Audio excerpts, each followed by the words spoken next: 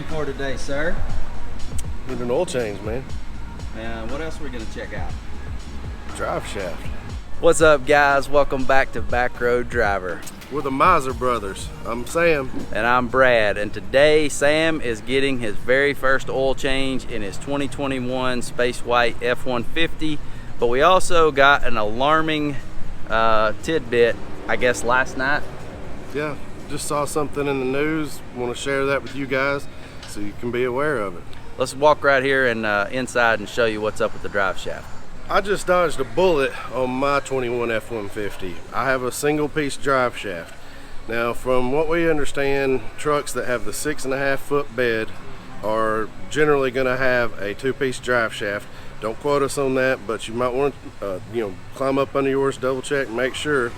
But if you have a two-piece drive shaft, Ford is recalling about 4,400 vehicles. They were built from last year all the way until the last couple months. The problem is the connector that where the drive shaft goes together was improperly installed, and some of those are separating. What that can cause, guys, is that can come loose while you're driving down the road, which would be pretty bad. You'll lose power, be inoperable driving down the road, and it could cause a wreck. But the other thing that can cause is when you go and you park your vehicle, if it's separated after you've parked or whatever, if the parking brake's not on, there could be an issue where the truck rolls away and it rolls into somebody's house, into another car, into somebody. So this is a very serious situation, and this is a high profile recall that Ford's got on their hands right here. This affects vehicles built at Dearborn and at Kansas City plants. What you guys need to do is just check to see if you've got a two-piece drive shaft. If your vehicle is affected, they are going to be sending out paperwork to those customers, so look for that in the mail. Hopefully they'll come out with a list of VINs that can be checked in the near future. I dodged a bullet, guys. Hope all you guys stay safe with those two-piece drive shafts. So while we've got this truck up on the lift, we're going to take a look at the RAS, Roadmaster Active Suspension. We're also going to look at Sam's undercoating job, and we may have something really cool. I'm trying to line something up in the showroom right now, so we may have something really cool here in just a second for that. But let's take a look at Roadmaster. So it's a little darker in here than it is in our shop, but you can see how this spring hooks back over the back of the leaf spring. There's some adjustability right here so that you can change the tightness in here. And so that goes down and over. So this actually comes all the way over and hooks on this side of the leaf spring, and that's where you get the ability to take out some of the axle wrap. And the leaf springs do have a lot of tension, and Sam does have that max tow package with this extra leaf down here, but Roadmaster Active Suspension has given us an ability to actually adjust how much axle wrap is there. We didn't get to show you that in our last video for Roadmaster Active Suspension, but we wanted to do that here. A lot of you guys had questions in that video. Is this the heavy duty set or the regular set? This is the regular duty set, so not the HD ones. And they are also set up on the lowest setting. When you get that kit, there's going to be a black spacer and a white spacer. I had these put on, I didn't put them on myself, but they used the smaller spacer. So the tension is on that lowest setting, so that's how you're not going to add any stiffness to the ride and everything. The tighter you go with these, you may start creeping into starting to tell it's there just a little bit. Overall, these are still riding great, guys. They help with towing. I can tell taking curves that you're a little bit more stable. I did notice if you go over a speed bump that it is kind of stiff going over a speed bump for some reason, and I do hear a little creaking. With Brad's cow tracks on his truck and everything, I hear a lot of creaking too. So anytime you're modifying a truck, trying to make it do things that weren't from the factory, you're going to have a little bit of noise, but it's nothing that I have a problem with. So I'm still loving this Roadmaster Active Suspension. Big thumbs up to those guys, and we still have a promo code available to you guys. We'll put that in the description of this video as well. Undercoating looks great. It's awesome to be able to get it up on a lift and actually get some good light under here, but looks awesome. And guys, that didn't take but about an hour the day that we actually undercoated this. If you want to see that video, we'll put it in the description. We'll put that other Roadmaster video in the description as well. So it's not a huge problem. You just scuff it up, spray it on. It shouldn't be something that happens, but it happens. Looks like these guys got this under control. Let's go see if Brad worked any magic up in the showroom. All right, so we've been coming here maybe once, twice, 3 times a month, making a video with something new for a while now here at Ted Russell on Parkside. This car is owned by the dealership. It's a 2006 Ford GT. It's one of my favorite cars of all times. And I've just been kind of slowly working my way in with the management here. And today, I got keys. So we're gonna actually get in this thing, we're gonna look under the hood, we're gonna kind of do a walk around on it, and I'm gonna keep working to see if we can take this thing for a ride. If you want to see us drive this Ford GT, and I mean it's got like 20 miles on it or something. If you want to see us, yeah, we're gonna find out. It has a trickle charger on it, so we don't know what all will turn on. We know you have to reach inside to get the door open because the power's down on it, but if you want to see us drive this thing, comment Ford GT below, and we'll see if we can't make that happen. We're gonna check this thing out real good, but here in a minute we're gonna find out if 2 185-pound guys can fit in a GT40. I don't want to pretend that everybody knows the significance of this car. This is an 06, so it's a second generation. It's kind of a reimagination of what the original 60s GTs were, GT40s. We now have a Ford GT that is even more modern and more exaggerated. It's got basically air going through the back. It's got a twin turbo V6 EcoBoost engine. This is amazing, and for a lot of reasons. We're gonna pop this in a second, but you got a supercharger sitting on the back of a big V8, and you got big old tailpipes coming right out the back. Just the look of this car is amazing, and I want to show you, like, Sam, stand beside the car so I can show everybody how tall the car is. I mean, it basically comes up a little above Sam's waist. So the issue with trying to sit in this car, go ahead and open that door, Sam. It's got a trickle charger on it. You actually open it with an electronic button on the outside, but things are not charged up just yet.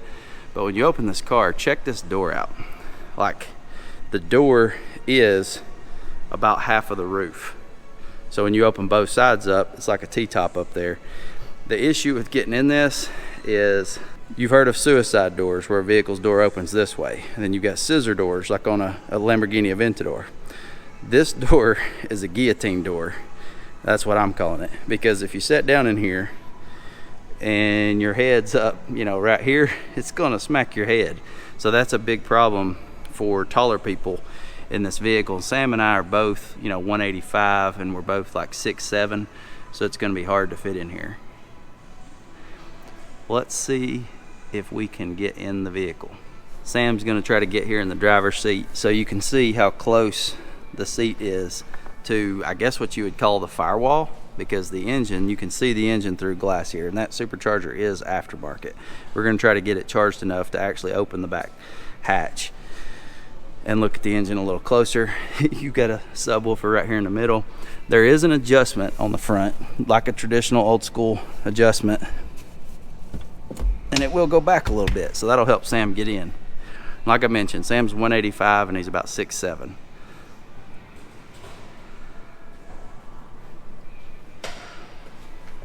So I guess the roof missing is a help, because you can actually get in a little easier. Yeah. Good gracious, dude, your head is like, I'm gonna have to sit. I just want to note that I sat in a GT40 before Brad did, so put that down as one for me. No, for real, guys, I am about 5'11", and it's going to be interesting to shut the door. If you were going to track this car, how would you put a helmet on? That's right. I don't know. Let's see if we can shut the door. I'm gonna slam the door real hard. I'll let you pull it. Oh, Okay. that's easy. So we'll open this back up for you and show you. This actually goes up about an inch and a quarter maybe. So you do have a little bit of room, but I can feel my hair rubbing the ceiling in this thing. And if I were to get up here where I would drive,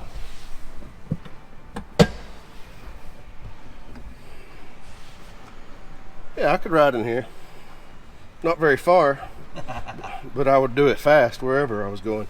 But yeah, headroom in this is okay for me.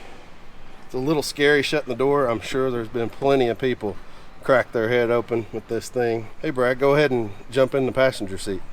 So the outside door switch is just a button, and that's like what's on your Explorer or whatever, and you push that button up and now it works. Sam's evidently got the trickle charger working. We've been having to reach in and grab, it's like an old school F150 door handle right there, but now we've got it open. Just remember, I named these guillotine doors. Paint job is amazing on this thing. These are actually painted on stripes and the paint is super thick. I mean, this just looks crazy. And you gotta imagine how short that exhaust is. I can't see the headers. Come right out there. They're just really short and go straight out the back. So let me see if I can get in here. There's something about getting in a, I don't know, $1 million car that makes you take your time. This is what you see. Yeah. And we're in here, and he's right. You've got like a lip up to a headliner. Sam's gonna fiddle with this trickle charger to try to get the mileage to come up right here. I guarantee it ain't many miles. It's gonna be less than 1,000. But the trickle charger is not working real good in there. Push the button. It's got no juice. No juice. It's really neat. These are switches. These are switches. You got hazards, defrost, dimmer, fog lights, and lights. Really big switches. More analog race style gauges.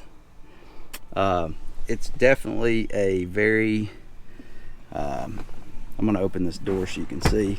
I mean, you got a tub down here, so like you step down in the car, and then the floorboard is actually just some aluminum, some plastic. It's very non-creature comfort, very minimalistic. Here are the AC controls, and this is gonna adjust where the air's coming from. You got your air speed right here, and you've got your temp. These buttons are very tactile. They are aluminum, and they feel like an old, you know, remember the big stereos people used to have in their house with the big receivers and amplifiers and everything, and the knobs felt good when you turned them? That's what these feel like. So kind of a retro vibe there. I want to point this out. This is the Macintosh CD player. It's got Ford GT on it, so this is all factory knobs. I mean, this looks like an old radio, and it's a modern take, but that just looks really cool. You know, Macintosh is a high-end brand. I thought it was Apple. I'm just kidding. I'd be curious to what it actually sounded like for a stereo coming from a 2006 vehicle. But it does have a big old oh, I just banged my head. It does have a big old subwoofer right here between you. So the hitch or the latch for the trunk, or for, I want to call it the trunk, for the hood in the back is right here. So Sam's already popped that. Let's check the engine out. Let's see Sam get out. Great success. So he did get this to pop on for just a second, but we can't get it to come on again. This has probably got a fault in it. But it's got 980, I think, 6 miles on the car. So very low mileage, probably very expensive car. Okay, here's Brad getting out. Oh, man, you got to come out the other way. Guillotine doors. Really cool. Look how that's shut. So Sam's gonna pull the switch on the inside, the latch. We'll both pull up. Then there's these little bracket right here that catches. We figured out, if you push there, it's a safety deal. So until 2 people push on one on each side, it ain't coming up, because you could accidentally pull this hatch on the inside right there, and going down the road, this thing would catch. It wouldn't be good, but it wouldn't fly off, because if this came up while you're driving, it's a goner. It's barely hanging on back here. I mean, you got some bracketry and shocks, but that ain't gonna hold on. So this is an aftermarket supercharger on an 06 GT40. How many horsepower you think? So this engine NA came at around 550 horsepower. Supercharger, what, 200 for a 2006? I mean, that's probably a good baseline. You got to imagine that it doesn't have much drivetrain loss, because it's all right here in the rear. It's turning the rear wheels, so it's not like you got a engine up front and a big drive shaft going back, and you're going through a transmission a long ways away from where you're actually putting the power down. So you probably don't have a lot of driveline loss. The way this car is built with this frame system is pretty impressive. I mean, this is a race car for the streets, guys. I mean, no doubt about it. This thing is a race car. You've got 315 wide tires back here. I'm gonna lay my hand here on the end. What are the Eagle F1s? You know, for 2006, that was a pretty good tire. Now, I mean, nowadays everything's got some Pilot Sports on it of some sort or whatever. But one thing I wanted to point out was this rear glass on the GT40 has defrost. Most vehicles do these days, but most vehicles don't have a high output engine right below them, right below the back glass. So I would imagine that this gets defrosted pretty quick when you start this up in the winter. So I want to show you, and you can't see a lot, but can you tell there are exhaust manifolds coming out of the side of the engine right here, and they've got a heat shield on them. And then you can follow them out. I'll go over top here. There's your cats, or where your O2 sensors go in, and then your exhaust goes into a muffler right there. Let's see, up. Does it go up into this big reservoir box, Sam? The exhaust? I think it does. Yes, it's this big stainless piece here. And then you come out, tips in the back. I mean, it's raw, dude. It comes right out of the engine and right out the back. So here's the intake on the GT40, and you can see there's the rubber boot right here, and this is gonna make a seal, obviously. So you are actually getting forced cold air from this vent as you're coming down the road. That's gonna force it through some tunnels in here. I think it actually has a vent right here to cool the engine a little bit and to force air into here for the intake. Kind of a neat way to do that. All right, so we were looking at all this, and I was looking at how this intake comes in to this supercharger, and I was like, that looks too factory to me. So I looked it up. This is a factory installed supercharger. I'd heard of a lot of these having superchargers on them, and I think a lot of guys upgrade this supercharger to an even bigger one for, you know, like 1,000 horsepower GT40s. But this is a 5.4 liter engine, and this is a 2.3 liter supercharger. This is a little older Eaton design. It's the Lishholm screw type, so it's not the TVS that they're known for these days, so it's a little bit older technology. These things put out 550 horsepower and let's see, 500 foot-pound of torque, and factory numbers on this was 3.30 to 60. So, you know, 550 horsepower doesn't sound like a lot these days, guys, but this is a race car, so that's a lot of power for this car. When you put all the weight in the back and you actually put it over the rear tires, and the chassis actually weighs so little, what you got to keep in mind is the new C8 Corvette is not even 500 horsepower, and it's one of the quickest to 60 cars right now. It's slaying a lot of stuff. This is kind of the same concept of the new C8 Corvette as far as where you put weight. This is a dream car of mine.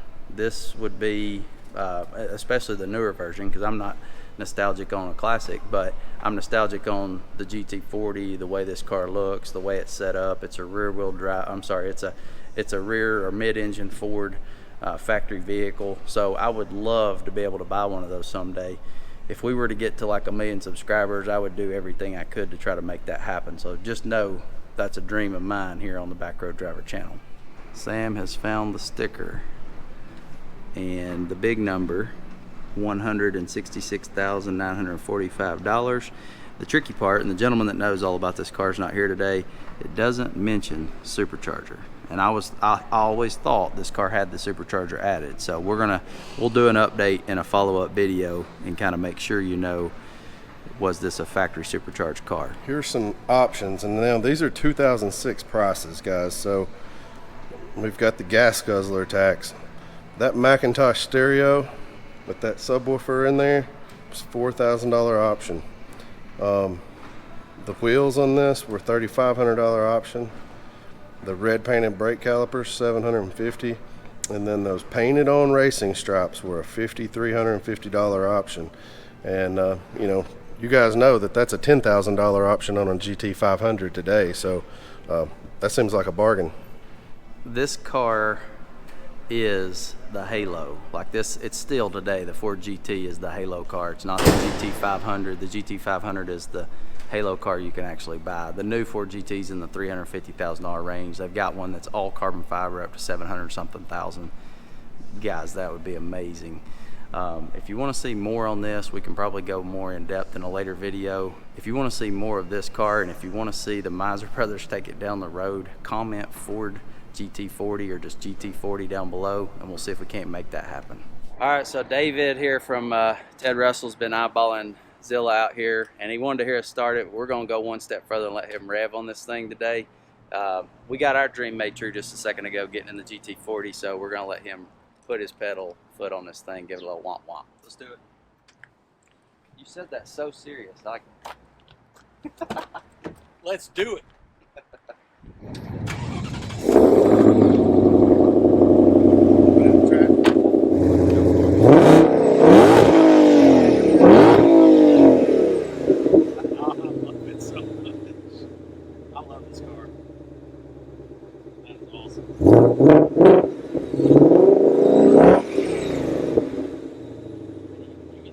Supercharger. Get a little bit of wine. Yeah. A little bit of wine. A lot of music. Make sure you guys like and subscribe on the video if you like more content like this. These guys are great, local guys, and do a great job with our Ford products. So this first oil change on my truck cost me $0. A lot of you guys have Ford Pass app, and when you buy a new vehicle from Ford, what you may or may not realize when you sign up, they give you a ton of points because of the value of buying your truck. I had about 42,000 points when I bought this one, and so I had a couple $100 built up. Just use those points, it didn't cost me a dime. So you guys don't forget to sign up for the Ford Pass app and use your points to have service done. We'll catch you guys in the next one. Peace. Peace.